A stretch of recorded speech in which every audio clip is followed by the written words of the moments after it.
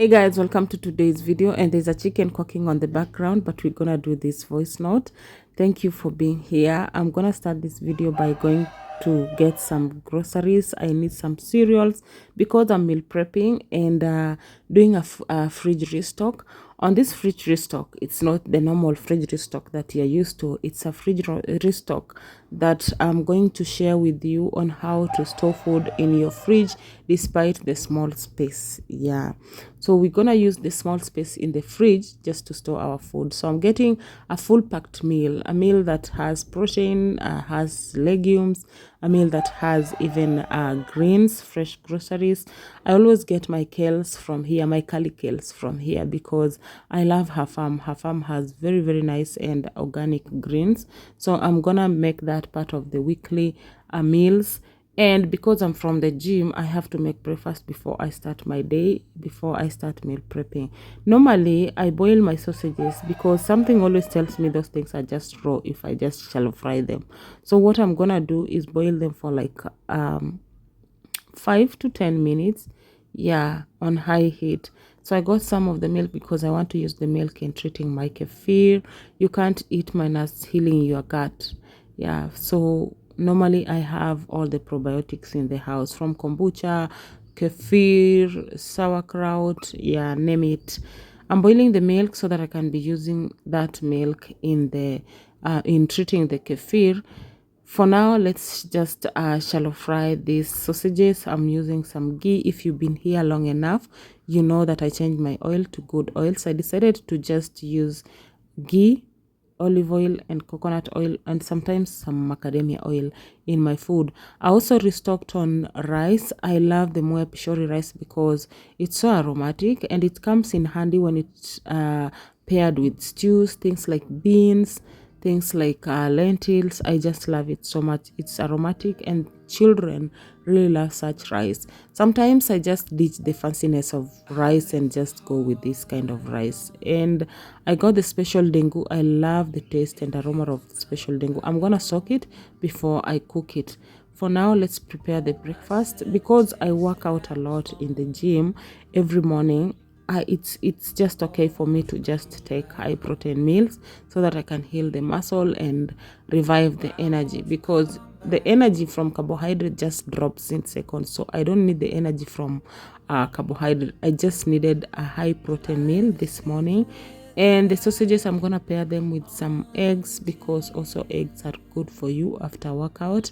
I'm going to make some of the eggs, and these eggs, of course, I'm not consuming them all on my own. I will be sharing with the baby. Those are a lot of eggs for one person. I'm going to consume like 2 or 3 eggs. Yeah. So this is how I make my eggs these days. Sometimes I get to change, but it depends on how I want to consume them. That is how I just make my eggs. Salt, the oil that was in the pan, and that is it. So this is how I serve it. Eggs, sausages, and avocado. I don't eat like this every day. I get to change and alternate with other things. I have boiled the milk. I just pour the milk inside the already existing kefir in the guad, because you need the hot milk for you to get bigger grains. Yeah. You need probiotics, and I love storing probiotics in my house, having probiotics in my house. So I stepped again out to get some more groceries. I got some tomatoes, got onions. I got the things that I basically need to prepare on this day. It's an evening and I will be making mandazi.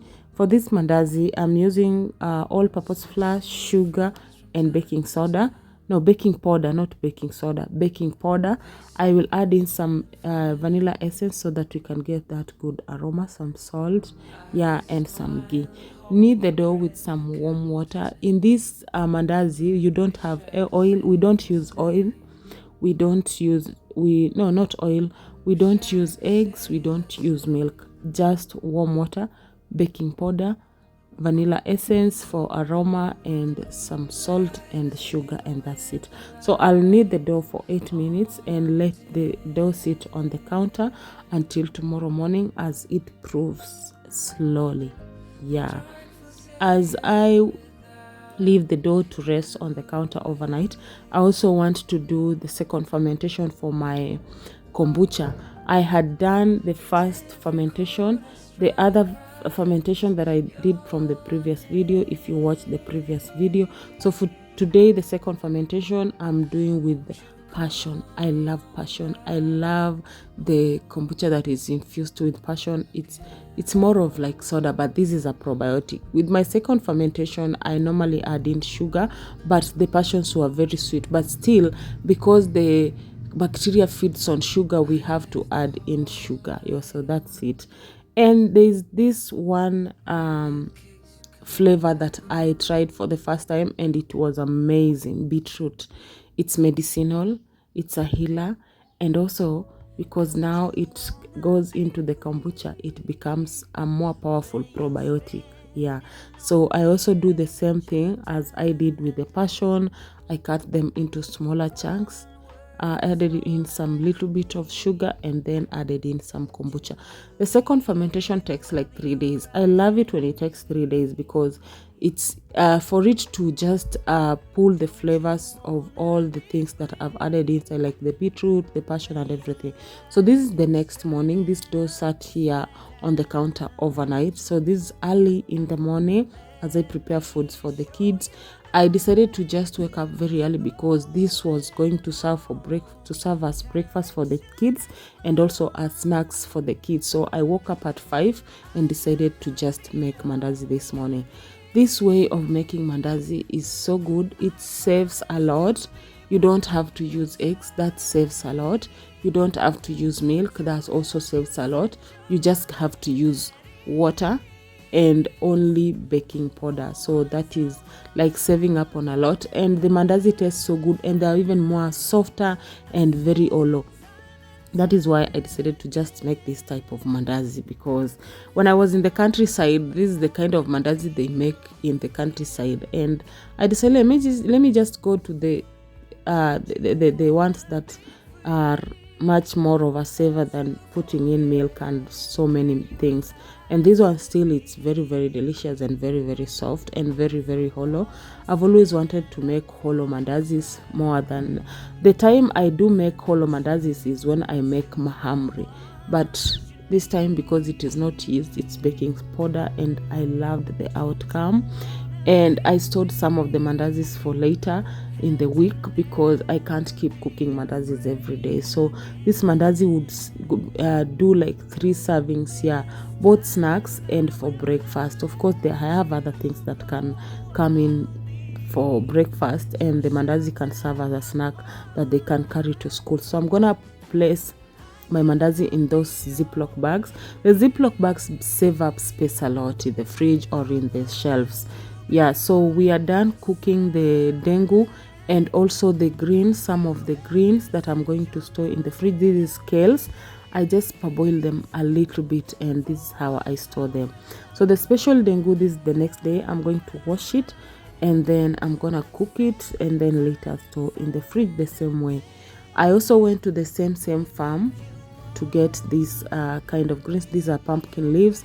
I also got some kales. So I'm going to show you how I store my kales in the fridge so that they can still stay fresh for the next 1 week.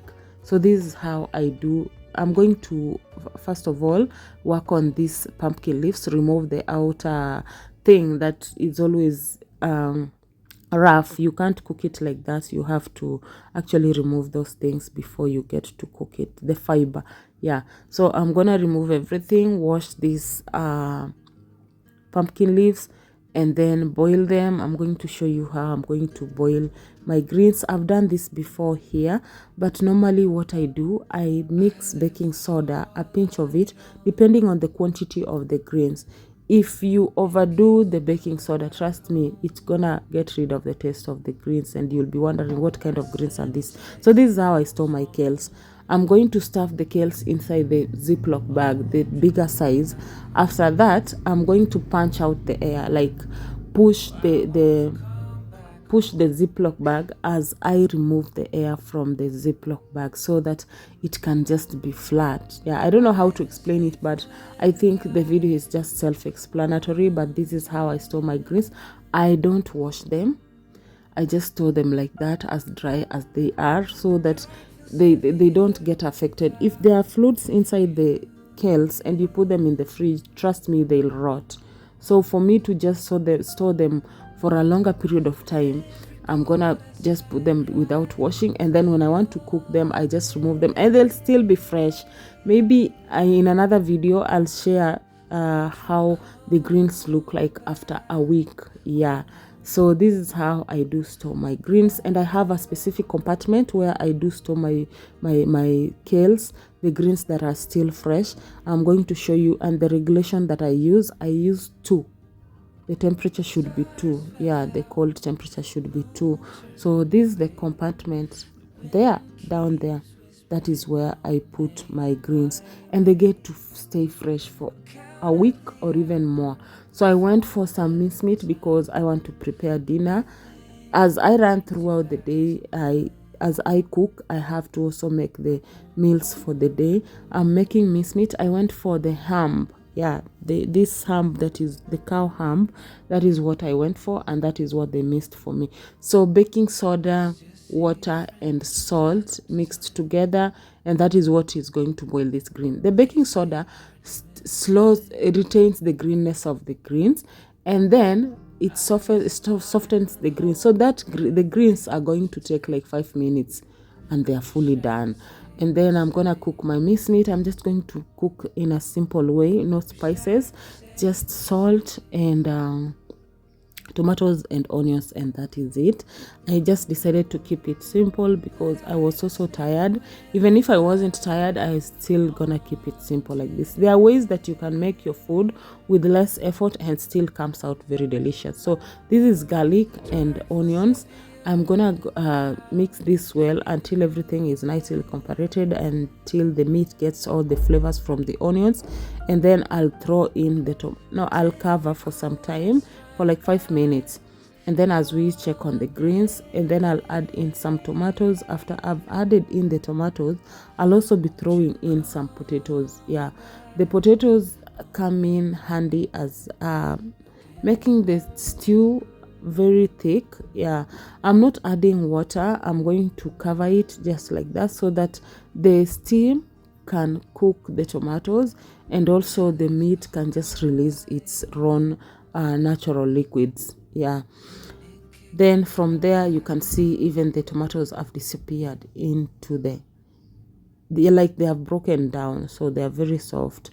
Then I'm going to add water, add a little bit of salt, cover that, and let that cook for like the next 10 minutes. Mincemeat is one of those things that takes a very short time of cooking time. Yeah, so this is nderema. If you know what nderema is, it's rabab in English.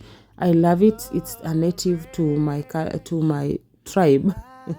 So I love nderema and I love cooking it so much. I'm going to store it the same way I store the kales. Trust me, it depends on what you're working with, which compartment you're putting your food in. And this is how I did. I also pushed out the air and nicely sealed. I'm going to store it in the same place where I stored the kales. The next thing is the special dengu is done. I'm going to pour it inside this basin so that it can just it can cool down. These are the pumpkin leaves. They are also done. So that's it. I'm going to also punch out the air, flatten it. Like I'm making portions that when I remove that one Ziploc bag, that's enough for one serving for dinner, maybe one for lunch. Yeah, that is why I'm storing them like this. By storing them like this using your Ziploc bag, you save up space. So dinner is done, and that is how I served it. I also did the same thing with the dengu. I remove portions that I know I'm going to use them in only dinner or in lunch only. I also had some matumbo, the intestines. I got only the intestine. I also have the cow ham. I also have the kidney. So that is what I'm going to cook to come in handy as protein when I'm making meals. I made sure that I balance everything while storing my fridge, so that I'm able to make meal plan in an easy way using whatever that I have in the fridge. My corianders, I don't wash them. I just leave them like that with the roots that are dirty, then store them in the Ziploc bag. Trust me, they can even stay up to 3 weeks still fresh in this Ziploc bag. So all I need to do is remove and still store them the same way whenever I want to cook. So I'll remove them, wash, and then use whichever portion that I want to use. And see, this is 3 days later. Can you see that the kales are still as fresh as they are? So I'm not going to fry or do anything with the meats. I just boil them like that and store. These are managus. I made sure that I have greens that will run for 2 weeks, even more, depending on how we want to consume these foods. So I'm adding some water, some salt, some baking soda, and that's it. Kombucha, I had to store it in the fridge. I have different flavors. I have hibiscus, I have passion, I have beetroot. Yeah, so these are some of the probiotics that will be consumed throughout the week. And I also have matumbo, the cow intestine, that I'm going to also store in the fridge. I still do the same as with the greens, but this time I use small Ziploc bag. I get portions that can be used one time because I can't remove something from the fridge, cut it and then return again. No, I just want to remove one thing and use it, and then that is it. So I'm even sealing the broth like that. So this is saga. You see, that is saga, that is managu. Yeah, everything is nicely cooked, and that is how I do store everything in my freezer. I also prepared another dinner another day. I made some nice yellow rice. I just wanted some color in my rice, and to make that rice I went for the peppers. The peppers always come in handy when you want to change the color of your rice, but this is how I make my rice and make sure that it comes out very, very delicious. On this day I was going to make rice and chicken, and I just sat down and said, how can I make this rice to be very delicious and less boring? So this is what I did: garlic, peppers, tomatoes, onions, salt, some ghee, and then put inside the oven. I let it bake until it was charred. I also threw in some chicken on the side to bake along with the peppers, so that I can get the flavors of the chicken on the peppers. Like all the liquids from the chicken can go into the peppers so that I can get to blend. I do the same thing with broccoli, but I washed broccoli, soak them in baking soda to remove whatever doo-doo that is there, and then dried them on that towel, and then just put them in the Ziploc bag. I'm going to store them the same way. As for broccoli, they don't take long in my fridge because I get to consume them within 2 or 3 days, so I don't store them for long. And we are done. The peppers are just nicely baked. I'm going to blend them. After blending them, I'm going to use that same stew to cook the chicken and also to cook the rice. So as you can see, the liquids are still there, the liquids from the chicken and also from the pepper. So from here, the video is self-explanatory. I'll just put the music.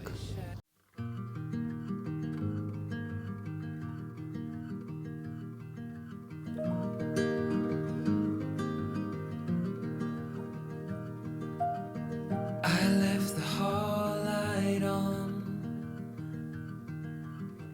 in case you come back home. I sent a text that I was wrong. Oh, won't you come back home? Why won't you come back home?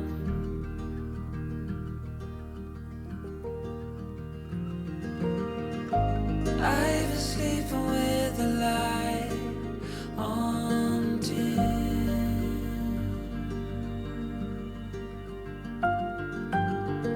The dark feels heavier without you in.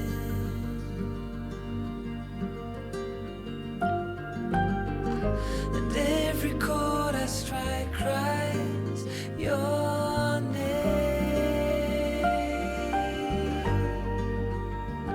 Won't you come back home again?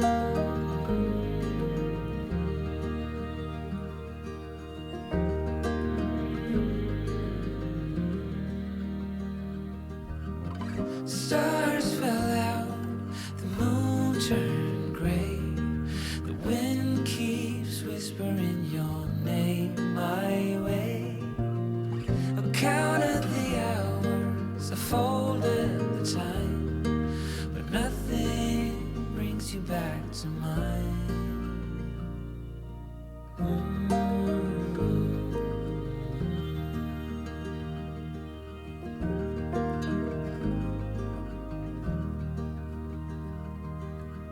Still see your friends from time to time. I have several videos in my channel that I have made samosas, so I'll try and link the link in the description box so that you can see how I normally make my samosas. So I made some samosas and I also stored in the freezer, and also some of the samosa pockets I got to store them in the freezer. I hope you got something from this video and you got tips and ways to store your cereals, tips and ways to store your greens and also your fresh greens. I hope this video was helpful. See you in my next one. The dark feels heavier with